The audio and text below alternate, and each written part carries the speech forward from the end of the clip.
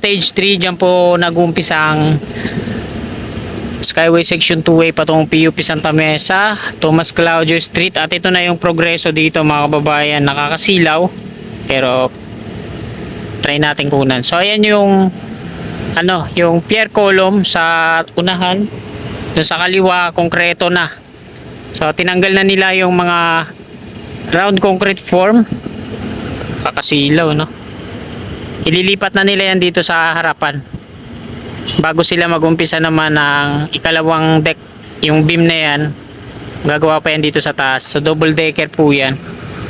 At dito naman sa kasunod, meron na po yung rebar cage para sa beam. Ayan, nakakasilaw kasi. So andyan yung mga workers, gumagawa sila ngayon. Tapos ang next niyan dito na sa likod, ito. Yan. At patawid na yan dito sa creek. Hanggang doon. Sinimulan ko to, walang naniniwala sa paligid ko. Yeah, magandang umaga mga kasikap. Beata Street po tayo at patungo tayo dito sa Skyway Stage 3, Section 2A. Mag-update po tayo ngayong umagang ito. Silipin natin yung progreso sa ginagawa nilang demolition dito. Araw po ngayon ng Martes, ika-11 na po ng Nobyembre taong 2025.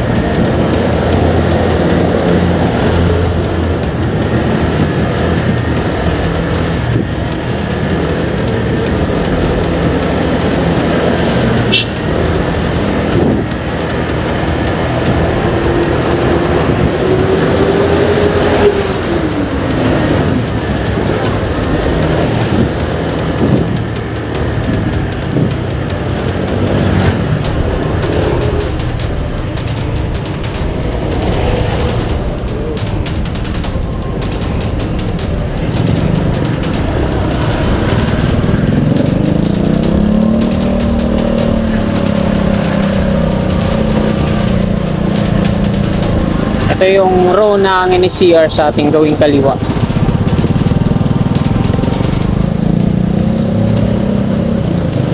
Papaliwa na tayo dito.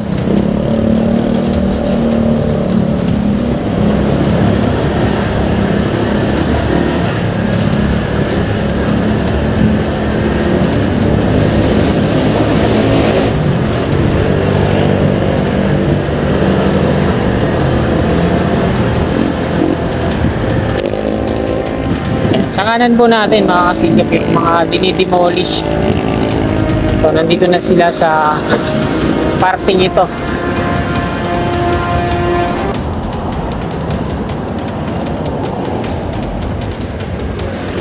Kita naman natin kung gaano na kahaba yung mga bahay na na-demolish nila mula dun sa dulo patungo dito sa kinalalagyan natin. Ito yung mga nagibang mga bahay. Ang dami mga panambak, at halos wala nang mga steel bar, mga bakal, kasi habang dinidemolish pa lang to, nandito na yung mga nakatira dito. Kinukuha nila yung mga steel bar na pwede pang ibenta, kagaya na ito, mga nilagari na. Isang excavator lang yung gamit dito ang nagdi-demolish.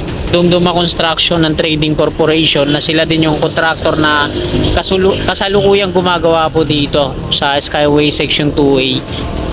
Yan, patungo yan dun sa PUP Santa Mesa. Padre Jacinto Zamora Bridge po ito dito.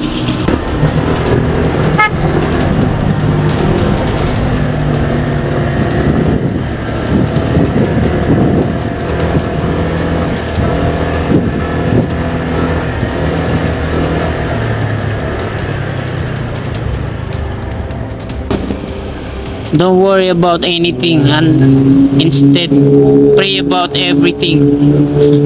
May nakabandalismo pa dito. So, napakalalim din pala dito sa baba. Ayan, may baha-baha pa doon. Itong mga kabahayan na yan patungo dun sa mismong gilid ng Pasig River. Ayan. Wipe out lahat yan. Dito, ayan, napakalalim na. Yan yung bahay na malalim pa dito. Natambakan na, Yan. So Dumduma Construction Trading Corporation, nandyan sila nagpapahinga.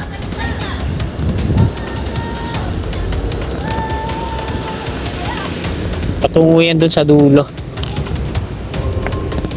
Padre Jacinto Zamora Bridge. Yan. Balik tayo. Akyat tayo dyan sa flyover.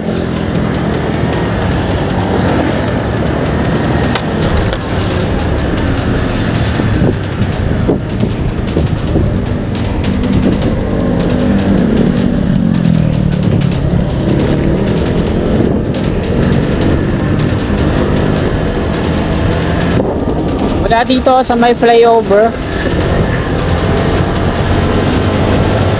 sa kanan natin yung NCR, sa kaliwa yung right of way ng Skyway Section 2A. May nagbablog din dito. Sino kaya ito? Naka-live. So ito na yung latest na progress dito. Ayan yung Skyway Stage 3. So i-zoom in natin, no? Ito na yung progreso dito mga kababayan. Nakakasilaw. Pero try natin kunan. So ayan yung yung pier column sa unahan. Yung sa kaliwa konkreto na. So tinanggal na nila yung mga round concrete form. Kakasilaw, no? Ililipat na nila yan dito sa harapan. Bago sila mag-umpisa naman ng ikalawang deck, yung beam na yan, gagawa pa yan dito sa taas. So double decker po yan. At dito naman sa kasunod, meron na po yung rebar cage para sa beam. Ayan o. Yan, nakakasilaw kasi. So andyan yung mga workers, gumagawa sila ngayon. Tapos ang next niyan dito na sa likod, ito. Yan. At patawid na yan dito sa creek. Gandun. So ayan mga kasikap, nakuna na po natin dito. Dako na tayo dito sa unahan. Ayan yung Skyway Stage 3 Section 2A. Dito sa may Tomas Claudio Street patungong PUP Santa Mesa po yan. Sarap ng hangin. Yun o, inataw. Naka-hazard pa.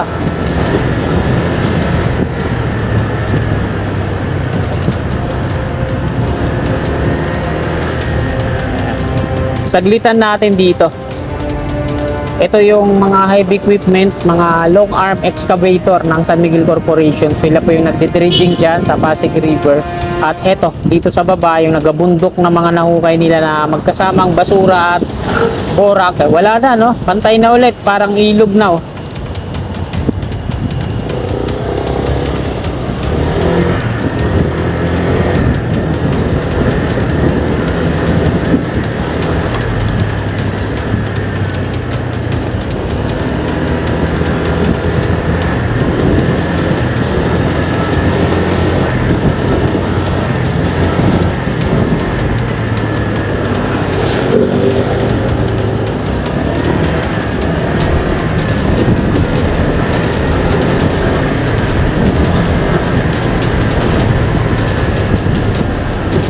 Sa kabilang flyover mga kasikap, yung kulay pula na cross, number 11 tsaka number 12, yung nandoon. Yung last number dito sa dinaanan natin, number 7. Madidemolish din kasi yun, yung flyover dun sa kabila. Intersection, pakaliwa, patungong Santa Ana, Manila po yan.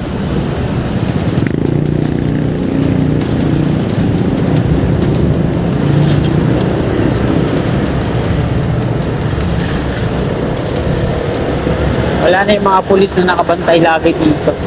Dito mga kasigap sa kaliwa natin, meron ng mga unang mga binaon dyan, 6 piles na gagawing pile cap foundation na ang NCR. So di pa nila inuhukay ulit para gawing perna, no? Nandun pa sila sa sa may Fajardo patungong Gituason, yung progreso nila dito. DMC show na po yung contractor dyan mula Espanya hanggang dito sa Paco.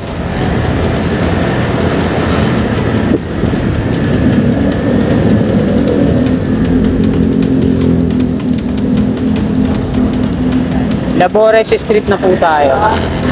Pandakan, Manila. Sarap dito, lamig. Sarap tumambay.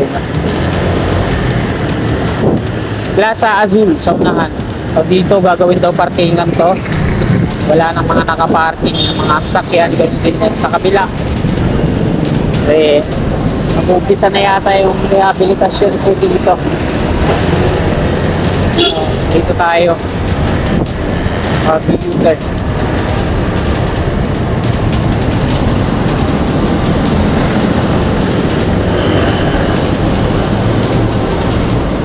Kaya po yung kapilya ng Iglesia ni Cristo.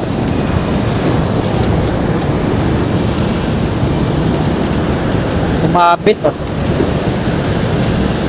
Layo-layo ng ano, sumabit pa.